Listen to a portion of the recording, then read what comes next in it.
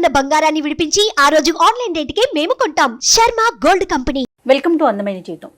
నమస్తే కళ్యాణ్ నమస్తే చక్రవర్తి. జయ గారు. నమస్తే. నిన్న నాకు రాజమండ్రి నుంచి ఒక మెయిల్ వచ్చిందండి. పేరు ప్రసాద్. పెళ్ళయి 1 సంవత్సరం అవుతుంది. నేను డైరెక్ట్గా టాపిక్లోకి వెళ్ళిపోతున్నానండి, ఎందుకంటే టైం వేస్ట్ కాకుండా మళ్ళీ వాళ్ళతో కూడా మనం డిస్కస్ చేయాలి కదా, అందుకనేసి. ఒక పర్సనల్ ఇష్యూ, అంటే ఇలాంటివి మగవాళ్ళు కూడా ఫేస్ చేస్తారంటే సమస్యకి ఆడ-మగ తేడా లేదు, బట్ ఈ రోజుల్లో ఇలా కూడా ఉంటుందా అని నాకు అనిపించింది.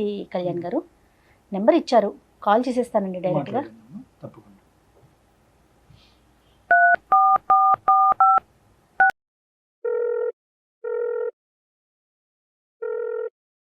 హలో, ప్రసాద్ గారండి?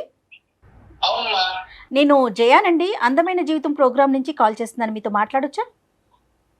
మాట్లాడచ్చమ్మా, మాట్లాడండి. రైట్. నాతో పాటు డాక్టర్ కళ్యాణ్ చక్రవర్తి గారు కూడా ఉన్నారు. అమ్మా, మీరు నాకు మెయిల్ పెట్టారు, దాన్ని ఒక బ్రీఫ్ గా డాక్టర్ గారితో మాట్లాడండి. లేదమ్మా, మా అక్క కూతుర్నే నేను పెళ్లి చేసుకున్నాను. మ్మ్. మా పెళ్లి అయితే చాలా గ్రాండ్ ఇయర్, అంటే చాలా గ్రాండ్ ఇయర్ గా జరిగింది. మా అక్కల అమ్మాయి ఎదురు ఇల్లే, మా కరెక్ట్ గా మా ఇంటి డోర్ తీస్తే వాళ్ళ ఇల్లు డోర్ తీస్తే మా ఇల్లు. ఓకే. ఇలా నేను అమ్మాయి కదా అని చెప్పి కట్నం కూడా తీసుకోలేదు. ఏం కట్నం తీసుకుంటాం, అక్కల పాపం చేసుకుంటున్నాం, కుటుంబంలో చేసుకుంటున్నాం. కుటుంబం గురించి మాత్రమే ఆలోచన అండి నాది ఎప్పుడు కూడా. మా కుటుంబం అంటే మా నాన్నగారు కూడా లేరండి, చనిపోయారు. మనం ఒక స్థాయిలో ఉండాలి, మనం నలుగురికి కొంచెం దీనిగా ఉండాలి, ఎవరిని మనం తల తెచ్చుకోకూడదు. ఇలా అలా అనుకొని నేను కుటుంబం అంతా బాగుంటుంది కదా అని చెప్పేసి పెళ్లి చేసుకోవడం జరిగింది. ప్రపోజల్ ఎట్లా వచ్చిందండి? అంటే అక్క కూతుర్ని చేసుకోమని అక్క వాళ్ళ వైపు నుంచా, లేకుంటే మీ అమ్మగారి వైపు నుంచా, ఎట్లా? అక్క వాళ్ళ వైపు నుండే వచ్చిందండి. ఓకే. అక్క వాళ్ళ వైపు నుంచే వచ్చింది. అక్క వాళ్ళందరూ కుటుంబం అంతా పెద్దలంతా కూర్చున్నారు, మాట్లాడుకున్నారు. చేసిన తర్వాత నాకు చెప్పారండి. ఓకే. కుటుంబం గురించే మీరు పెళ్లి చేసుకుంటున్నారు, కానీ ఆ అమ్మాయి మీద మీ అభిప్రాయం? అమ్మాయి మీద అభిప్రాయం మంచి అభిప్రాయం, మంచి ఒపీనియన్ ఉంది. మంచి ఒపీనియన్ ఉంది. Very good, very good. మంచి ఒపీనియన్ ఉందండి. తనకండి ప్రసాద్ గారు, తనతో మాట్లాడారా పెళ్లికి ముందు? నేను మాట్లాడాను. నీకు ఇష్టం ఉందా లేదా అని కూడా అడిగానండి. ఓకే. అమ్మ వాళ్ళు అక్క వాళ్ళు ఏదో చెప్తున్నారని అలాగే నువ్వు ఒప్పుకోవాల్సిన అవసరం లేదు. నీకు ఇష్టం ఉంటేనే మనం పెళ్లి చేసుకుందాము, లేకపోతే నేను చెప్తాను అమ్మ వాళ్ళకి, నేను అక్కలకి చెప్తాను, ఒప్పిస్తానని చెప్పానండి. రైట్. నెక్స్ట్ అండి? ఆ తర్వాత అంటే పెళ్లి జరిగిందండి, చాలా గ్రాండ్ గా పెళ్లి చేసుకున్నాం, అంతా బాగా జరిగిన తర్వాత హైదరాబాద్ వచ్చాము. ఇక్కడ హైదరాబాద్ లో యాజ్ యూజువల్ గా మా కాపురం అనేది చాలా చక్కగా గడిచింది. తను బీటెక్ పూర్తి చేసిందండి ఊర్లోనే. ఓకే. నేను ఇక్కడ వచ్చి తనకి మన ఒక దీంట్లో ఇన్స్టిట్యూట్ లో ట్రైనింగ్ ఇప్పించాను, జాయిన్ చేశాను. ట్రైనింగ్ కూడా అయిపోయింది. మేము ఒక 5-6 నెలల పాటు ఇక్కడ చాలా బాగా కలిసి ఉన్నాము. వాళ్ళ నాతో పాటు మా అమ్మగారు కూడా ఉండేవారు. ఎంత నాన్న మీ ఇద్దరి మధ్యన ఏజ్ గ్యాప్ ఎంత ఉంది నాన్న?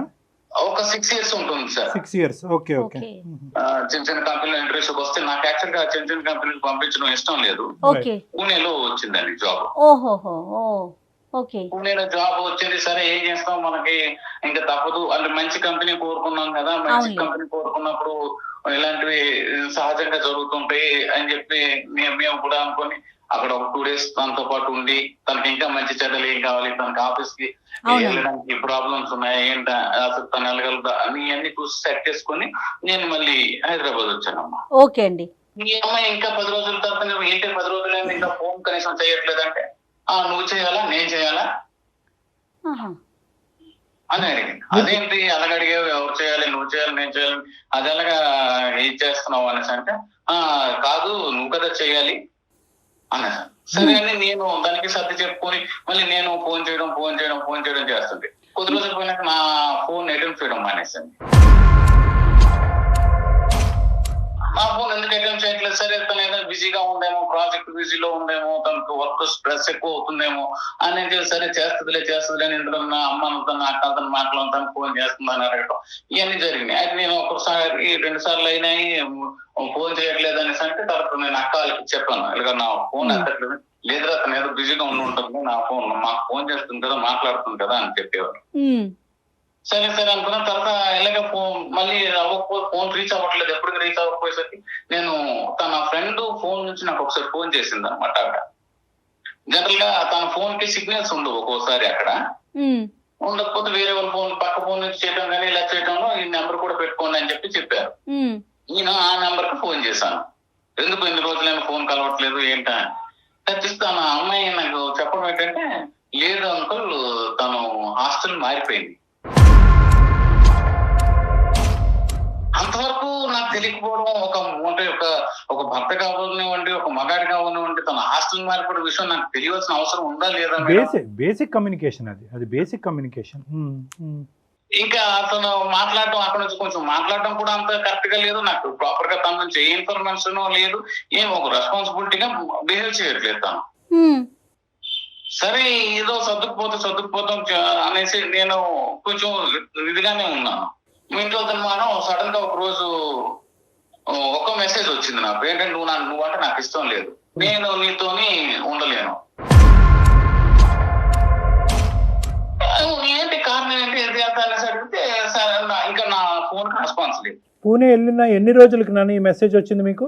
ఒక 1 year కి అవుతుంది. 1 year, అదే ఒక 1 year పైన అవుతుందండి. 1 year పైన. ఈ 1 year పైన టైంలో ఎన్నిసార్లు ఆవిడ పూణేకి రావటం కానీ, మీరు పూణే వెళ్ళటం, హైదరాబాద్ రావటం కానీ, మీరు పూణే 2 times వెళ్ళాను సార్. నేను హైదరాబాద్ నుంచి పూణే 2 times వెళ్ళాను. తను పూణే నుంచి మా ఇంటికి ఒక 2 times వచ్చింది. అప్పుడు ఎలా ఉంది? మీరిద్దరు ఫేస్ టు ఫేస్ ఉన్నప్పుడు రెస్పాన్స్ ఎలా ఉంది? బాగానే ఉంది సార్. అప్పుడు ఏమి ఇంటికడ కూడా వచ్చినప్పుడు కూడా అలాంటి ఇదేం లేదు సార్. మీకు ఎటువంటి అనుమానం కానీ ఏది రాలే? ఏమి రాలేదు సార్ నాకు. ఓకే, మీరు చాలా పేషెంట్ గా ఉన్నట్టే లెక్క. 1 year అంటే మన వాళ్ళే కదా డాక్టర్ గారు వాళ్ళు. అదే మన అమ్మాయి అన్నట్టే మీరు ఉన్నారు. మేనమామ కానీ ఆ అమ్మాయి మీరు ఓన్ చేసుకున్నంత ఇదిగా అమ్మాయి మిమ్మల్ని ఓన్ చేసుకోలేదు కదా. చేసుకోలేదు. ఇలా జరుగుతున్న తర్వాత ఎప్పుడైతే నేను ఆ మెసేజ్ చదివానో చేశానో వెంటనే పెద్ద బావ గారికి ఫోన్ చేశాను. రైట్. ప్రాపర్ గా నాతో మాట్లాడలేదు ఇలాగా అని చెప్పేసి నేను ఆయనకి చెప్పాను. ఓకే. అసలు ఏం రెస్పాన్స్ లేదనమాట. అసలు ఏమనుకోవాలో ఏమో తెలియదు. నేను ఫోన్ చేసినా కరెక్ట్ గా తనకు ఫోన్ చేస్తే ఇంకా అప్పటి నుంచి నా ఫోనే ఎప్పుడు లిఫ్ట్ చేయలేదు. ఓకే. ఆ అక్కలకి అమ్మాయికి ఏది అడిగినా అంటే మా అమ్మగారికి మా అన్నయ్యకి అయితే ఏం తెలియదండి ఈ విషయంలో. ఓకే. మా అక్క వాళ్ళకే తెలుసు అనమాట. ఓకే, తర్వాత ఏం జరిగిందండి? సడన్ గా పెళ్లి కూడా చేసేసుకోండి. పెళ్లి చేసుకుందా? పెళ్లి చేసేసుకుందండి. ఎక్కడ? పూణేలోనే పెళ్లి చేసు అంటే పూణే కదండి, తను ఢిల్లీ అబ్బాయిని పెళ్లి చేసుకున్నారు. అయితే ఆ పెళ్లికి మా అక్క కూడా అటెండ్ అయింది. ఆ విషయం కూడా నాకు తెలియదు. Oh my god. ఏం అడగాలి, ఎవరిని అడుగుతాను నేను ఈ విషయంలో? మీకు ఎలా తెలిసిందండి తను పెళ్లి చేసుకున్నట్లుగా? స్టేటస్లు ఉంటాయి కదమ్మా. ఎంత ధైర్యం అండి, ఎంత ధైర్యం. మీకు ఒక రీజన్ చెప్పలేదు, ఏమి మాటలు లేవు, మంచి లేదు. ధైర్యం అంటారా, బరితెగింపంటారా, మరి ఇంకేమంటారు దీన్ని? నాకు అసలు ఏమి అర్థం కాలేదు. పోనీ మా అమ్మకి చెప్దామంటే అమ్మ బాధపడుతుంది, తను ఒక్కదయ్యే నాన్నకోలేరు. అలాగని అన్నయ్యకేమో ఏమి తెలియదు. అన్నయ్యకి చెప్తేమో అమ్మకి తెలిసిపోతుంది, ఇంట్లో మొత్తం తెలిసిపోతుంది. మీ సోషల్ కాంటాక్ట్స్ ఇవన్నీ ఆ ఊర్లో మీ పాస్ట్ ఎలా ఉండేదండి? అంటే ఆ ఊరితో మీకు బాగా అటాచ్మెంట్ కనెక్షన్స్ ఉన్నాయా? అంటే ఫ్రెండ్స్, ఫ్యామిలీ ఇదంతా? నాకు బాగా ఉంది డాక్టర్ గారు. నేను పుట్టిన నేల డాక్టర్ గారు అక్కడ. నేము ఆ పరువు అనేటటువంటిది ఒకటి. ఇంకొక అంశం ఏంటంటే, మీరు అనుకుంటే కనుక ఈ అమ్మాయి కాకుండా వేరే అమ్మాయి మీ జీవితంలో ఇంకా బెటర్ అమ్మాయి మీ జీవితంలో వచ్చి ఉండేది అవకాశం. అమ్మాయి నాకు లైఫ్ లో వచ్చేది, నా కుటుంబాన్ని గౌరవించే అమ్మాయి నాకు వచ్చేది. సో ఈ ఇష్యూతో మీరు వెళ్ళడం మానేశారా ప్రసాద్ గారు? పూర్తిగా ఈ రోజుకి 9 సంవత్సరాలు అయింది. పెళ్లి కొంచెం లేట్ గా జరిగింది, కానీ మా ఇద్దరికి ఎప్పుడైతే డిస్ట్రిబ్యూషన్ వచ్చిందో ఇంకా తను ఓపెన్ అయిపోయి వాళ్ళు వేరే అబ్బాయితో ఉంటున్నాను. మా అక్క కూడా ఢిల్లీలో అక్కడ పెళ్లికి వెళ్ళి అటెండ్ అయిన తర్వాత నేను ఇంకా వెళ్ళలేకపోయాను. మా ఇంటికి వెళ్ళాలంటే నాకు చాలా అంటే ఏంటి అంటే ఒక నిర్జీవంగా ఒక అర్థమవుతోందండి మీ బాధ. అర్థమవుతుంది. అంటే 2 వన్నిపోట్లు కదా ఇప్పుడు. ఇక్కడ ఒకటి అక్క, ఇంకో సైడ్ నుంచి సొంత భార్య. అంటే అట్లీస్ట్ ఒకరికైనా బుర్ర అక్కడ పనిచేసి ఉండాలి, ఒకరికైనా కొద్ది నీతి న్యాయం అనేటటువంటిది అర్థమై ఉండాలి. ఇంత అంటే మీ ఇంట్లోనే ఇలాంటి 2 వ్యక్తులు ఉన్నారు అనేటటువంటిది మీరు పసిగట్టలేకపోవటం, మీరు కానీ మీ మదర్ కానీ పసిగట్టలేకపోవటం, వీళ్ళ వెనకాతలు ఇంత పొల్యూషన్ ఉంది అనేటటువంటి ఆలోచన రాకపోవటం అనేది కొద్దిగా ఆశ్చర్యం కలిగిస్తుంది ప్రసాద్. తన ఊరు వస్తుందండి. ఆవిడ ఇదంతా చూడలేకపోయింది. ప్రసాద్ గారు, తను మీ మిస్సెస్ సారీ మీ ఆ అమ్మాయి ex కూడా అనలేము, ఎలా అంటాం? ఎలా ex అనాలి? అనలేము. అసలు ఏమని మీకు డైవర్స్ అవ్వలే కదా? సంబోధించాలో తెలియట్లేదు. డైవర్స్ అవ్వలేదు డాక్టర్ గారు. ఇప్పుడు స్టిల్ ఈ రోజుకి కూడా ఇప్పుడు మనం మాట్లాడుతున్న ఈ క్షణంకి కూడా నాకు డైవర్స్ అవ్వలేదు. ఎన్ని రోజులు అయింది వాళ్ళు పెళ్ళి అయ్యి? ఢిల్లీలో ఒక పెళ్లి జరిగిందండి. ఆ. తర్వాత మళ్ళీ ఊరు తీసుకొచ్చి మళ్ళీ ఊర్లో కూడా ఒక పెళ్లి చేశారు మై అన్నమాట గాడ్, అమ్మాయి అన్నమాట. అయ్యో దేవుడా. ఎంత ఊర్లో పెళ్లి జరిగిన విషయం కూడా మళ్ళీ నాకు తెలియదు. మళ్ళీ ఎవరెవరు ఫ్రెండ్స్ ఫోన్ చేసి మా అక్క చెల్లెళ్ళు అంటే బంధువులు ఉంటారు కదా, అవునవును, ఊర్లో అంటే తెలిసిపోతుంది కదండి. మరి ఏం వాళ్ళు చెప్పుకున్నారట ప్రసాద్ గారు ఊర్లో పెళ్లి చేసేటప్పుడు? ఇప్పుడు మీరు సొంత మేనమామ, ఎవరు అడగలేదండి? ఏం ఎవరు చెప్పారట అసలు ఊర్లో? నిలదీయలేదు ఎవరిని? పంచాయతీ పెట్టలేదా? ఏంది బరితెగింపు ఏంటి ఈ వ్యవహారం ఏంటని?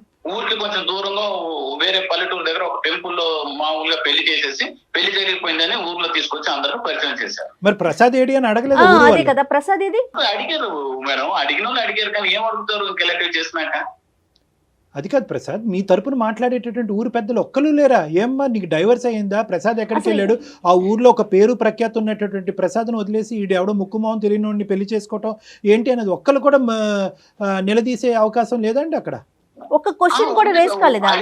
అడిగారు డాక్టర్ గారు, అడిగినా ఏమీ సమాధానం లేదు. అందరం తీసుకెళ్లి మా అక్కే కదా పరిచయం చేస్తుంది, తీసుకెళ్లి ఈడే అలవాడని. అంటే ఇంక అన్ని తెగించున్నారా వాళ్ళు? లేదంటే మీతో వాళ్ళే మీతో ఇప్పుడు ఇప్పుడు ఐదరు ఎవరైనా వాళ్ళు అయినా భయంకరమైన తెగింపు బరి తెగింపు ఉండాలి, లేదంటే మీ సైడ్ అసలు నోరిప్పి మాట్లాడే వాళ్ళు అయినా లేకపోయి ఉండాలి. నెగటివిటీని ఏమన్నా స్ప్రెడ్ చేశారా? పోనీ అలాంటి అంశం ఏమన్నా ఉందా మీ గురించి మీ ఏమన్నా గురించి? మీ గురించి ఇంకా ఏదైనా భిన్నంగా spread చేశారా? న్యూస్ ఏమైనా స్ప్రెడ్ చేశారా? ఏం లేదు, నా గురించి ఏం స్ప్రెడ్ చేయడం లేదు. అందరికి తెలుసు అక్కడ తను రకరకాల నేను చెప్పాను, నేను మీకు చాలా చెప్పాను. ఇందులో ఒక మగాడిగా మీరు ఒక సమాధానం చెప్పండి, వీటన్నిటిని తట్టుకుని ఎలాగ మనం నిలబడాలి. వెనక నుంచి వెన్నుపోట్లు సొంత కుటుంబ సభ్యులే ఎక్కడో దూరం వాడు చేస్తేనే అరే మోసం చేశాడు అనుకునేటటువంటి ఈ రోజుల్లో సొంత కుటుంబ సభ్యులే మీ జీవితాన్ని నాశనం చేశారనేటటువంటిది చాలా బాధాకరమైనటువంటి అంశం, కాదనట్లేదు. కానీ ఇక్కడ ఇక్కడ ఇక్కడ కొన్ని మనకు వచ్చేటటువంటి ప్రశ్నలు ఏంటంటే, మీ సైడ్ నుంచి బేసిక్ కాన్సెప్ట్ ప్రసాద్ అనేటటువంటి తెలియనటువంటి ఊర్లో, మనిషి గురించి తెలియనటువంటి ఊర్లో ప్రసాద్ని ఇంత అన్యాయం చేస్తారా అని ఎదిరించి నిలదీసేటటువంటి వ్యక్తి కనిపించకపోవటం అన్నది ఇక్కడ ఆశ్చర్యం కలిగించే అంశం. Yes. రెండోది, ఎవరు ఎందుకు ఏం చెప్తారండి? ఇక పెళ్లి ఇప్పుడు ఢిల్లీలో పెళ్లి అయిపోయింది ఫస్ట్ టైం సంగతి కొంతవరకు స్ప్రెడ్ చేశారు. సరే దీని అంతటి యొక్క ప్రభావం మీ మీద ఎలా పడిందండి? అంటే 9 years పాటు ఒక భయంకరమైన వనవాసం గడుపుతూ, మీరు వనవాసం అంటారు చేయని తప్పుకి అనుభవిస్తూ. డాక్టర్ గారు అజ్ఞాతవాసమే డాక్టర్ ఎస్ గారు నాది. ఎస్ అంటే ఇంత ఎందుకు మిమ్మల్ని మీరు ఎందుకు ఇంత శిక్షించుకుంటున్నారు? నెంబర్ 1. నెంబర్ 2, ఇక్కడ ఏంటంటే మీ తల్లి మొహం కూడా చూడలే కదా ఈ మధ్య కాలంలో మీరు? లేదండి, నా తల్లి ముఖం కూడా నాకు చూడకుండా చేశారు. ఇందులో ఇంకొక విషయం, ఇంకా గొప్ప విషయం ఏంటంటే డాక్టర్ గారు, అసలు అంటే ఇవన్నీ ఎలా చెప్పాలి, అసలు ఏమని చెప్పాలి, సిగ్గు విడిచిపోయి అన్ని ఇంకా సంగతి మర్చిపోయి చెప్పాలేమో తెలియదు. కానీ తను డెలివరీ కూడా అయింది.